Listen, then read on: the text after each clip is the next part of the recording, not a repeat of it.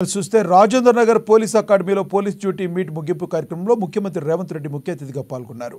ఆయనతో పాటు కార్యక్రమంలో డీజీపీ జితేందర్, ఇతర పోలీసు ఉన్నతాధికారులు కూడా హాజరయ్యారు. ఈ సందర్భంగా రేవంత్ రెడ్డి మాట్లాడుతూ పోలీస్ సిబ్బంది సమస్యలు ఏవైనా తమ దృష్టికి తీసుకురావాలని కోరారు.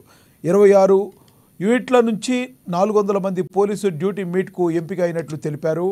నాణ్యమైన మెరుగుపరిచేందుకే పోలీస్ డ్యూటీ మీట్ ఏర్పాటు చేసినట్లు సీఎం రేవంత్ రెడ్డి తెలిపారు.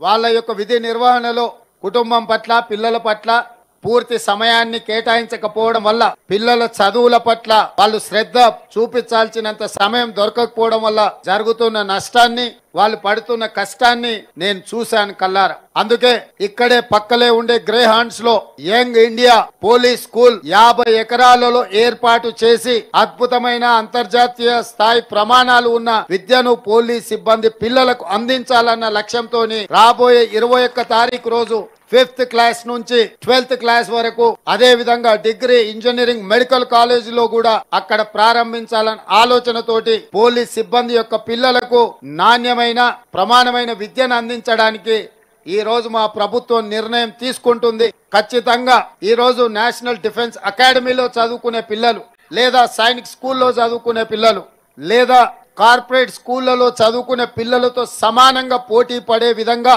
నాణ్యమైన విద్యను అందించి అక్కడ వాళ్లకు గేమ్స్ అండ్ స్పోర్ట్స్ లో కూడా రాణించడానికి అన్ని రకాల వసతులను ఏర్పాటు చేయడానికి రాష్ట్ర ప్రభుత్వం చిత్తశుద్ధితో ఉన్నది. వచ్చే అకాడమిక్ ఇయర్ లో హోంగార్డ్ నుంచి డీజీ